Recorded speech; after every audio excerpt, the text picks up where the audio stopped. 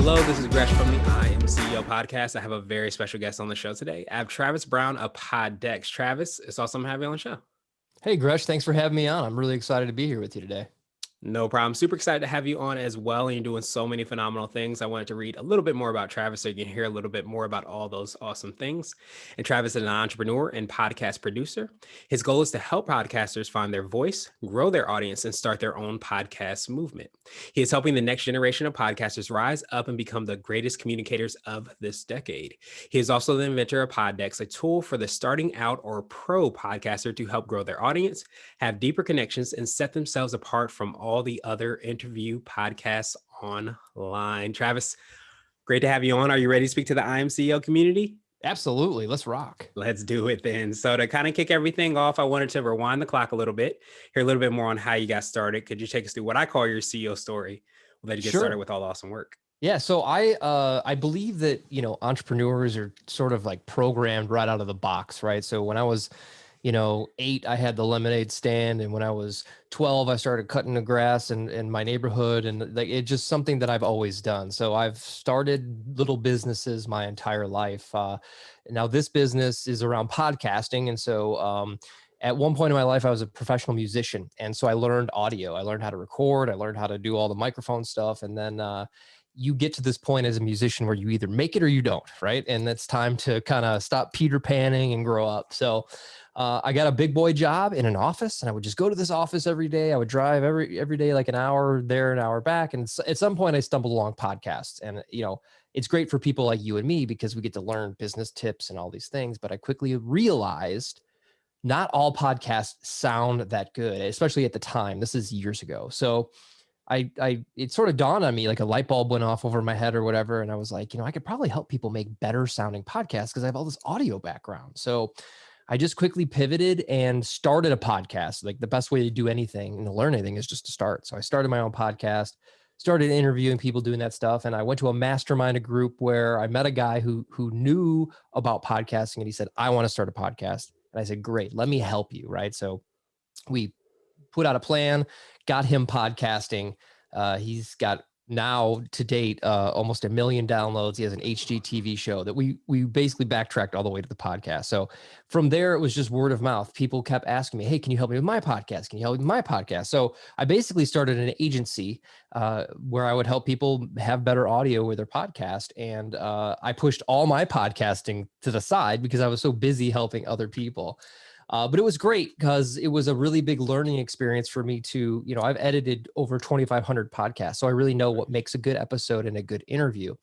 And from there, I'm always looking to put myself out of business or to find the next thing. And I stumbled upon making courses. So I built a digital course on how to start a podcast because I thought it would be very helpful. And when I did that, I created a little deck of cards with interview questions so I could help the people that bought it expedite being a better interviewer quicker. And so when I launched my course, this is a big lesson here too. Don't ever make a course that no one has paid for or pre-ordered because nobody bought it. I just put it out, and there's enough information everywhere where people they weren't interested in buying it, but they kept emailing me saying, what are those cards you keep showing? Mm-hmm. So after about the 5th email, I said, okay, there's something here. I'm going to test this. And so as an entrepreneur, I don't know what do you think about the minimal viable product strategy? I love it. Eric Ross, Lean Startup. Yeah, definitely putting as small an investment in the initial product and then evolving from there is huge. Yeah. So that's exactly what I did. I said, okay, before I run out, business, people that start businesses, they do this one thing that drives me crazy. They'll run out and they'll buy 1,000 business cards before they have any customers, right? So I told myself, don't buy the business cards. I pressed 10 decks, right? I called it Poddex. And I said, okay, I pressed 10 decks, and I made a little ad on my phone showing the cards and put it on Instagram and just targeted podcasters. And I sold out in like a minute. I was like, okay, that must have been a fluke because I don't know how to do advertising, and this is a new thing.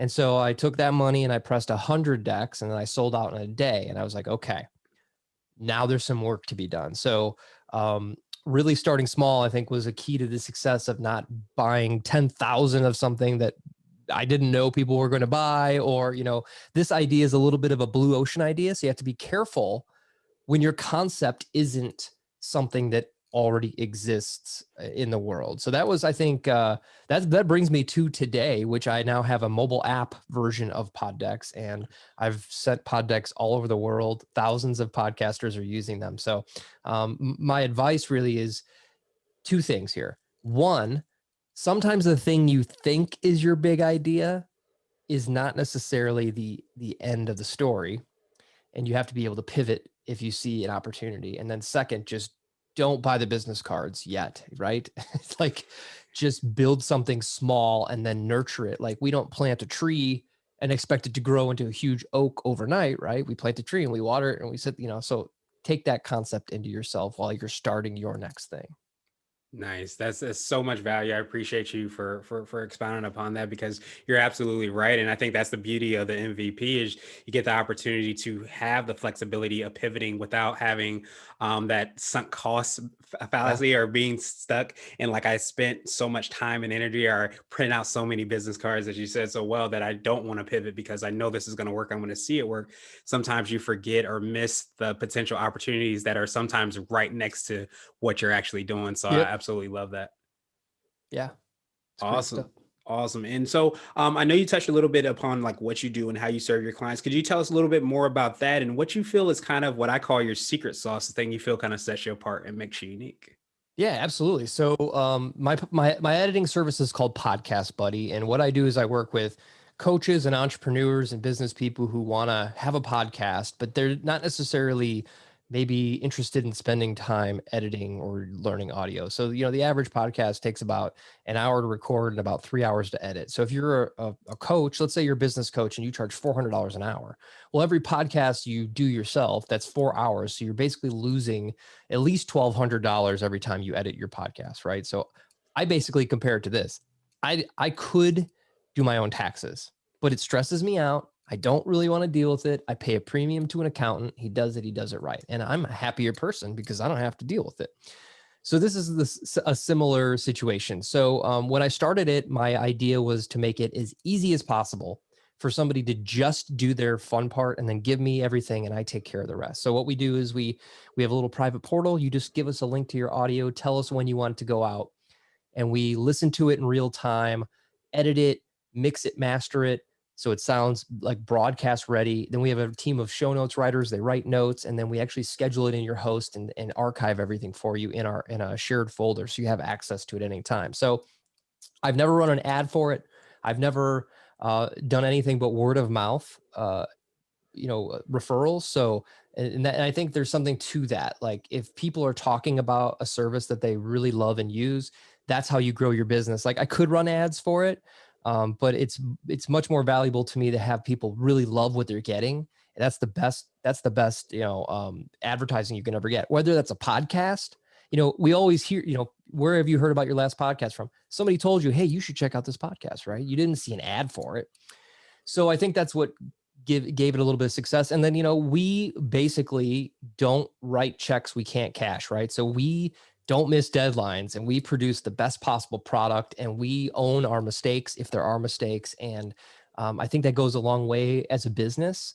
A lot of people try to grow like huge right away, and you really have to perfect the systems in place and those things in order to have a really great business that can scale. So I think that's what sort of sets me apart is that we don't outsource to the Philippines. There's a lot of podcast editors that are just sending someone else. We actually do it all ourselves. And there's something to be said for treating a podcast like art instead of just a car wash, if that makes sense. Yeah, that's so valuable, because I always felt like one of the most beautiful things about, a podcast is it's really like a back and forth conversation. I always say like you're talking with two friends at your coffee shop. And if you really look at it as an art and kind of value the interaction, the back and forth, the value that's coming out, as we have so much here, you really have an opportunity to really create a masterpiece at the end of the day. Yeah. And podcasting is awesome because it's evergreen content, right? So you're going to put the work in once and then it's out there and it's working for you at all times. And I come from the music world, and I based on your t-shirt, I'm guessing you're a music guy too. Yes, But the Run yeah, DMC. of course. Yeah. So I love that shirt, by the way. Thank you. Um, you know, the best thing about finding a new artist or musician you like is that you get to go back to their back catalog, right? So you may Mhm. have been sleeping on some artist and then you hear a song that resonates with you and then you go, cool, what else do they have, right? And you go back and you get to consume all of their other records. Well, it's the same thing for a podcaster. If you make a great episode that somebody resonates with, they're going to want to go back and look, and it's already there. You've built this library for them. So it's an incredibly powerful medium that you and I are obviously using to our advantage right now to build trust and build an audience and give value into the world.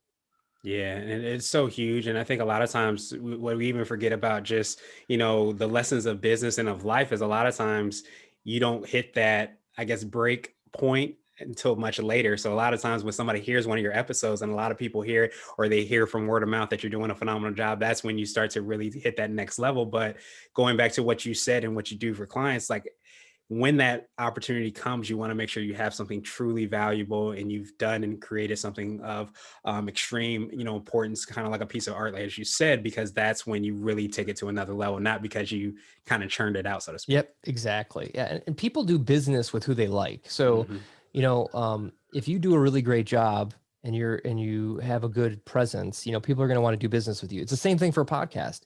You know, podcasting gives you the opportunity to get people to like you and learn about you. And I believe that everybody should have the ability to start a podcast and share their message.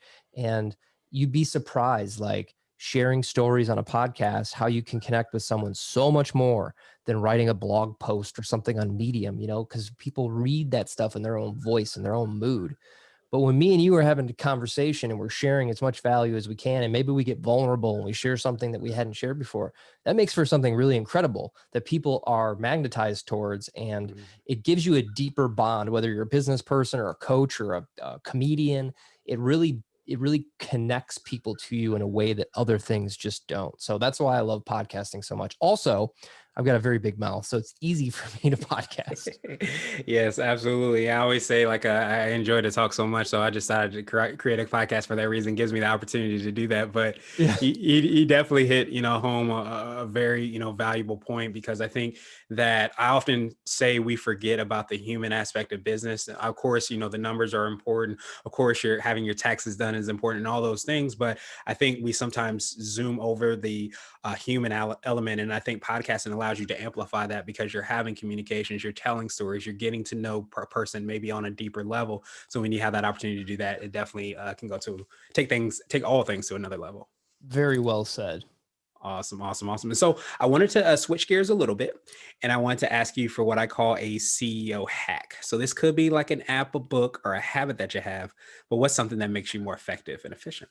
Oh, so one thing that I've really been focused on lately is documenting every single thing that I do during a task. So if I'm making a podcast or if I'm making a YouTube video or if I'm uploading a new product to my store, every single step, like I know it, but if something happened to me, um, would somebody else be able to jump in and keep this going? So my idea here is basically like you can either create yourself a job. Like when we build these businesses, a lot of times what happens is we create a job for ourselves. And the best way to not create yourself a job and create a business is to create something that other people can do without you. So I've just been really focused on documenting everything I do, like literally step by step. Like I drag the file from this folder to this folder. And it sounds silly, but you can test this on a couple people. Like you can go to Starbucks and say, hey, I'll buy you a cup of coffee if you read this and tell me if you can figure out how to do this, right? And you can see, and that's the best way where you can build a team. And, everybody wants to scale. Well, the first thing you have to do to scale is get rid of yourself as the bottleneck in your business. So that's probably the biggest thing that I could share is it's the most unsexy thing to do in your business because we just want momentum. We just want the action. We just want the sale.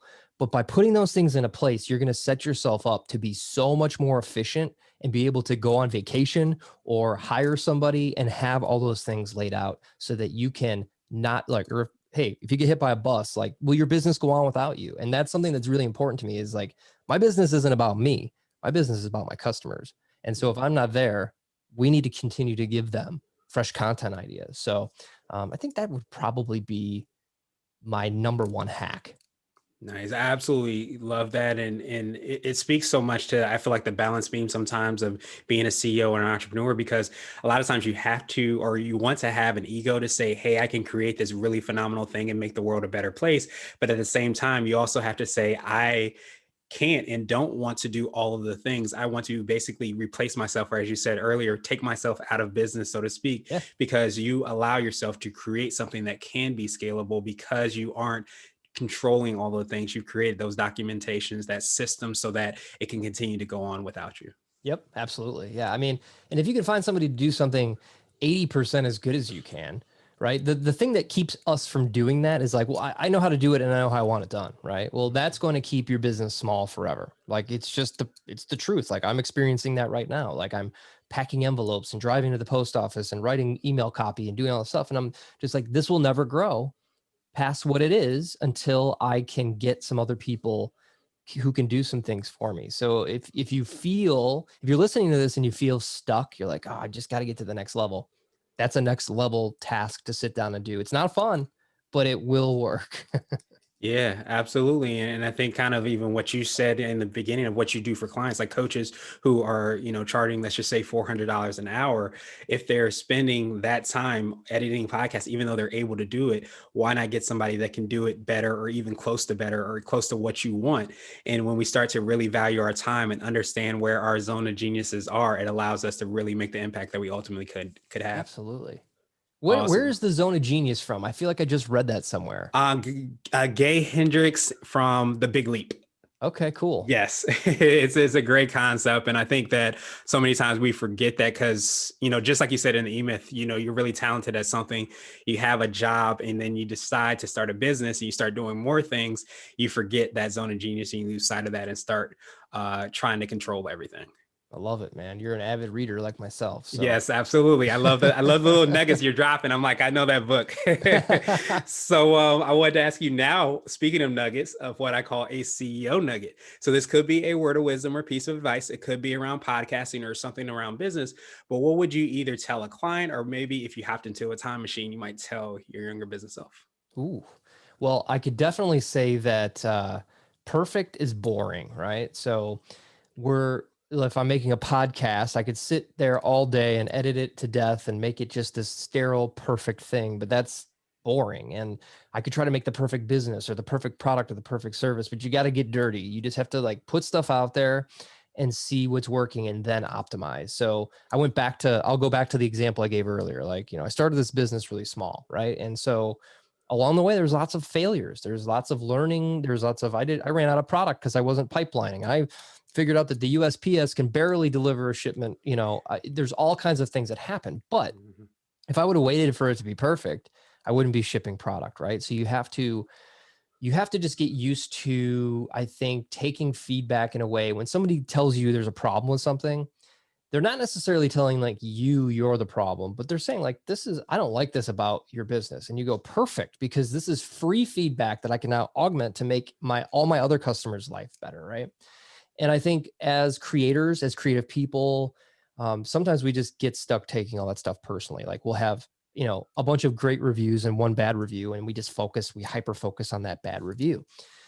So the next thing you do, just do it imperfectly. Like just throw something out there and you'll be surprised. There's all kinds of things that could happen to you, like a happy accident. So I like to use the example of music because I'm a musician, but the Beatles, right? They were recording and the engineer put the tape on backwards on the machine that would play it back on accident, and it played everything backwards. And John Lennon became obsessed with hearing everything that he recorded backwards, and a lot of that stuff made it into some of the Beatles songs and Hmm. what's made it cool. But if that guy would have just done everything perfectly, would we have backwards guitar solos? No, it would not exist. So throw it out there and optimize later. You're going to kill yourself trying to make perfect stuff. And honestly, perfect stuff typically to me is boring. And that's another reason I like podcasting, because I say and I breathe. And people spend all this time cutting all that stuff out for no reason. So perfect is boring. That's my nugget. Yeah, I absolutely love that. And again, kind of speaking to that human aspect of business, because I love too, because I say more than anybody else. And I think when you have that opportunity to hear that human aspect, to hear the imperfection in who we are, because we all are imperfect in some form, shape, or fashion, it really allows us to connect and really build relationships and to grow and to see each other, see things in each other. But I think, as you said, and as I heard an old boss say, don't let the perfect get in the way of the possible, because so many times if you're waiting for the perfect time. You're ready, aim, and you never ever fire. You Yep. never ever take that action. So it's so important to take that action and build, and as you said, optimize from there. Absolutely. And I do think people spend too much time trying to like be on the top of the mountain. Like we want to look big. We want to look like these, I'm a six-figure coach and all this stuff. But what people really want is they want to see you show them how you did it and show them the struggles and not be this perfect person because it's not magnetic. You know, the people want to empathize with you and to ride along with you, right? And I can go back to music. We all love finding the artist that nobody knows about, and then they become huge, and we tell everybody, "I knew them when they played Mhm. at the coffee house," right? They don't care that they're not. They want to be part of your trajectory. So give them an opportunity to do that, and by being imperfect, you're basically showing them that like you're along for the ride with me. Tell me what you didn't like. Tell me what you like. I'll make it better. Yeah, absolutely. And I think so many times we think the gift is destination or the mountaintop, but really the gift is the journey. And I if we love it. really hold on to that and appreciate that and showcase that, that really helps us to connect and grow even more. Yeah. And so I wanted to ask you now my absolute favorite question, which is the definition of what it means to be a CEO. And we're hoping to have different quote unquote CEOs on the show. So Travis, what does being a CEO mean to you? CEO is like the biggest Trojan horse word in the world, right? Because a CEO is you're sort of oftentimes doing everything, right? But I think CEO to me is really more about like vision and implementation. So I know where I want to go, but I don't always know how to get there. And I think CEOs figure out how to connect the dots, right? And a lot of people give up. They're just like, I have this idea for this product, but I have no idea where to start. Where a CEO is like, I'm going to figure it out, or I'm going to find the right person to figure it out. It's not always the how, it's sometimes the who, right? Mm. So by having vision and being able to find the who, I think those are two things that CEOs, probably have to do the most is see where you're going and figure out who's going to help you get there. If I could encapsulate that into some type of like sentence. Does that make sense? That was a sentence. No, I think that was perfect because I think that's a lot of times what it is, in business and entrepreneurship, especially as a startup CEO or startup founder or whatever, title we might use. Sometimes you have to get out the duct tape and put it together for the time being and grow into that, as we talked about, enjoying the journey. And I think so many times when you have a vision and you're not sure how to get it there, we want to evolve into what we want that to be, what that final product is. And a lot of times we may never reach whatever that product is, that final, destination is, but the journey is really, what we should, take hold of and really enjoy along the process. So Travis, truly appreciate that definition. And I appreciate your time even more. What I wanted to do is pass you the mic, so to speak, just to see if there's anything additional you can let our readers and listeners know. And of course, how best they can get a hold of you, find out about pod decks and all the awesome things that you're working on. Sure. So, my mission in life is to help as many people as I can find their voice, grow their audience, and start their own podcast revolution, right? And I believe that everybody should be able to share their stories and grow their audience and business through podcasting. So, if you are podcasting already, keep going. But if you haven't started yet, this is the time. There's no perfect time to do anything. And I want to help you start. So there's a couple ways that I can help you start. First of all, I've got this episode deck. It's 50 unique podcast starting prompts. So if you've ever stared at a blank piece of paper or weren't sure what you're going to talk about, you can go to free.poddecks.com and I will send you this deck for free. All I ask is that you cover the shipping for me and you'll have a year's worth of podcast ideas. Or you can download the Poddex mobile app on Apple or Android, and there's another deck of episode ideas that will get you started. But whatever you do, podcasting is really still in its infancy. There's a million podcasts, but there's 600 million YouTube channels. Well, one day there's going to be 600 million podcasts. And by starting now, what we talked about, me and Gresh talked about earlier, was building these libraries of content you can build that now as opposed to later. So just put your stories out there, share your value, and you should absolutely start a podcast. Awesome, awesome, awesome. Well, Travis, truly appreciate that. We will have the links and information in the show notes as well, too, for everybody to find out about all the awesome things you're doing. And as you said, if you are podcasting, keep going. If you're not podcasting, get going. And I love that you provide so many opportunities and ways by which people can find their voice and showcase their stories and their skills and all the awesome things that you're doing. So I truly appreciate you, my friend, and I hope you have a phenomenal rest of the day. Hey, thank you, Gresh. And thank you for doing this. If you're listening to this podcast, click that subscribe button right now or go write a review for him because this is a great show. Thank you. I appreciate that. All right. And I'll cut it off here. Hello, hello, hello. This is Gresh again from the I Am CEO podcast, and we had a phenomenal interview with Travis Brown of Poddex. He provided loads of value in business and on podcasting. And Travis, appreciate you for hopping in on this bonus section. For people that might just be listening to this, could you tell us a little bit more about you and all the awesome work that you do?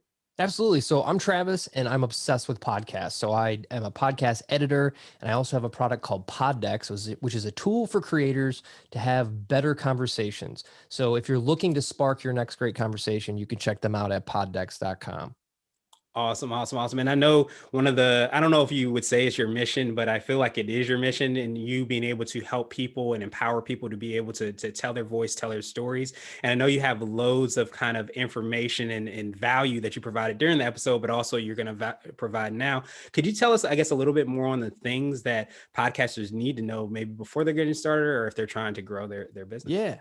So here's 5 things you should know or to think about before you start your podcast. So we're coming up here on the beginning of a new year, and that's a lot of times when people decide, okay, fine, I'm going to take the Post-it a note down that says podcast. I'm going to start that podcast. So before you just run out and start the podcast, I just want to share 5 things with you to do, just little challenges before you start that podcast, before you even plug in the microphone. So number 1 is to find an audience first. Okay. So it's really easy for us to try to go out and win everybody's love, right? We want to get millions of downloads, but you will grow way faster if you go an inch wide and a mile deep. And the best way you can do this is think about your business, think about what you're going to talk about, and look for audiences. So I recommend just going to Facebook. Are there groups on Facebook where people are in your niche asking questions on how to get better? If there are, it's a really good sign. It means there's audiences out there waiting, and you can grow faster by really targeting your episodes to being educating or entertaining within that niche. So before you start the podcast, make sure you find that there's an audience there first, and you will grow faster. The second thing you really need to hone in is why someone should listen. So podcasting is booming. Everybody is starting a podcast, but a lot of them don't have a really good definition of why you should listen. So my podcast is called Podcast Therapy, and it's a podcast for podcasters. And I share things that will help them overcome the roadblocks of quitting podcasting. It's as easy as that. So you need to define why someone should listen. And this also carries into when you release your episodes, telling somebody in that episode why they should listen to that episode. We get a very brief time to qualify somebody or to pitch somebody on something. And if you can get your elevator pitch down on why someone should listen to your podcast, you will be able to get way more people to listen. Okay. Third, you really need to figure out what kind of microphone you need. There's 2 different kinds of microphones. There's dynamic microphones and condenser microphones. Okay. They all look generally the same, but they do 2 different things. So a dynamic microphone is like this microphone here, and it's really way less sensitive. So it doesn't pick up a lot of the ambient noise or the truck backing up down the street. And it gives me a really good radio broadcast sound. There's also condenser mics, which are awesome, but those are more tailored to like being in an environment that is soundproofed. And it's like if you went to a recording studio, you would see the singer in the recording booth using a condenser mic. It's very sensitive. And depending on your environment, you may pick up things like an echo or scratching on a table, or if you have dogs barking down the street. So I recommend a dynamic mic. Now, if you already have a mic, just get to know that mic and use it as best you can. Okay. Fourth is when you will release episodes. And I don't mean which day, because there's not a perfect day to release a podcast episode, but you need to be consistent. So you need to commit to, I'm going to release an episode a week or an episode every 2 weeks, and you need to stick to that. Can you imagine if your absolute favorite TV show that you watch every week on Sunday wasn't on? you would freak out because you know it's coming and you know you want to come back to consume it. So give people the consistency that allows them to keep coming back for more. And then fifth, editing is definitely probably the most time consuming part of podcasting. So, what I want you to do is I want you to learn how to do 5 things in whatever editor you're using. There's lots of free ones. There's GarageBand, Audacity. There's a multitude of other ones. They all do the same thing, but learn how to do these 5 things. One, learn how to cut audio. So you're going to want to learn how to cut things out. You're going to want to learn how to fade audio, which is basically just putting a fade maybe at the beginning or the end of the audio. You're going to want to learn how to export your audio. That's how we're going to get our podcast out of the DAW. You're going to want to learn how to select audio, which is basically selecting a clip before you cut it. And then fifth, you're going to want to learn all these in key commands. So the last thing you want to be doing is clicking around like a turtle on your screen. You want to learn the key commands. So every one of those things that you're going to do has a key command that you can do to do them quickly. So learn how to cut fast, learn how to fade fast, learn how to move the audio around, and learn how to export really quickly. It will make you a much more proficient podcaster when you're trying to put out your episode, whatever you've committed to, whether it be weekly or daily or biweekly or whatever, but it will help you in the long run. Nice. I absolutely love, each of those, 5 points. They're tremendously valuable. And I think that at the heart of it, it kind of sounded like what we talked about during the interview, where we create something because we think that we should create it because we think that it's going to be awesome. But those points speak to understanding who you're trying to target, understanding those conversations that are being had and how you can fill that need, and the different kind of tactical ways that you can do that in reference to editing, obviously your microphone. And just at the end of the day, the people that often win, so to speak, are the ones that show up consistently on a regular basis. And I love each of those points because it speaks so much to how we can not only pay attention, but also execute on those things that we see to be successful. Absolutely. Yeah. And podcasting is the absolute best medium you could use. And if you listen to the other episode about sharing your value, sharing your story, you're a snowflake and you have different stories that have made your life or business completely different than other people. And I believe that you should share those with the world, and it will definitely be magnetic and help you grow your business. Absolutely. So many times we think that because this person, has the exact same business and they kind of do something similar to what we do, that we forget the snowflake that's within. That's the thing that makes us unique, our secret sauce, as I like to call it. And when we can kind of lean into that, tell our story in a powerful platform like podcasting, it really allows things to go to another level. Yeah. And you are proof of this, Gresh. Thank you. Thank you. I appreciate that. I try to be the best snowflake I can be, for sure. So You are proof. thank you. I appreciate that so much, Travis. And for people that might just be listening to this bonus section, what's the best way for them to get a hold of you and find out about all the awesome things you're doing, your podcasting, and all the awesome things? Yeah, so I basically spend all my time in 2 places. I'm on poddex.com, or I'm on Instagram at poddex. So on Instagram, I go live all the time. I share podcasting tips. I share all kinds of things. And it's just my favorite platform. So I spend all my time hanging out and talking. And send me a DM. I'll send you an audio message back. We can connect. And I just love pictures and videos and meeting all new people. So that's where you can find me. Awesome, awesome, awesome. We will definitely have the links and information again in the show notes. And one of the beautiful things about podcasting is you get the opportunity to connect. And I appreciate you connecting with us, facilitating that opportunity for so many other people to connect and, of course, learn how to get their voices out there. So appreciate you again, Travis. And I hope you have a phenomenal rest of the day. Thanks so much, Gresh.